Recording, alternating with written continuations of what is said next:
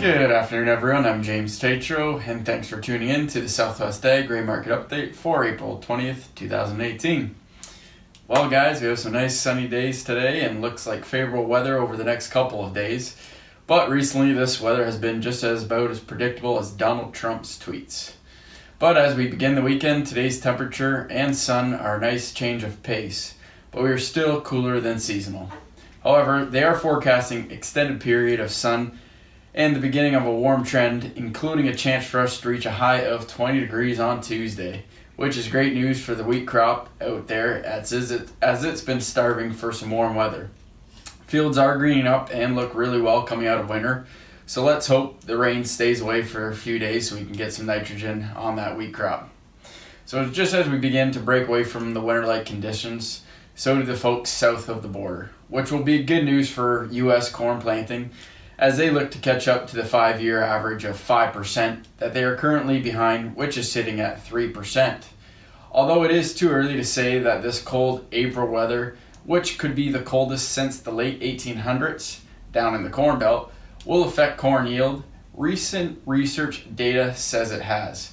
Researchers looked at the 7 coldest years since 1960 and compared that to how the corn crop performed, and then found that cold Aprils impact yields. And what they found was that of those 7 coldest years, 6 of them were below trendline yields.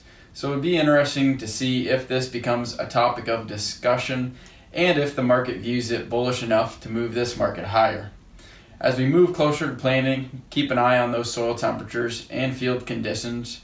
We tend to like to push things as the calendar moves forward, but we'd rather see that corn planted later in ideal conditions rather than earlier and having to plant it twice. So speaking of this cold weather and planting delays, it doesn't seem to be bothering the markets enough to get the bulls out, as we are off from our highs set earlier in the week for all 3 crops. November beans are off 15 cents from their highs of $10.52. They currently sit at $10.37. December corn sits at $4.05, down 5 cents from its high of $4.10. And July wheat sits at $4.80. That's down 14 from its high of $4.94. New crop basis levels in both corn and soys continue to hold despite the rally in the Canadian dollar over the last few weeks. That's in thanks to export demand. This week, export sales data out of the U.S. was viewed as bearish for wheat, as wheat shipments for this week was 6.8 million bushels, but we are still 11% below last year's pace. Corn shipment for the week were up 30% at 47.4 million bushels and still behind last year's pace for the year by 20%. Soybeans were also viewed as bearish. They shipped about 78.3 million bushels this week and are also behind last year's pace by 13%. Wrap things up for this week's video, I just want to say let's be safe this planting season. As we get into the thick of things, we tend to rush, and when we rush, we forget about the simple things to check over before hitting the road. So please, folks, take the extra minute, double check everything before hitting the road.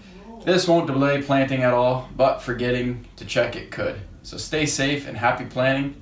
That's it for today's Southwest Ag Grain Market Update.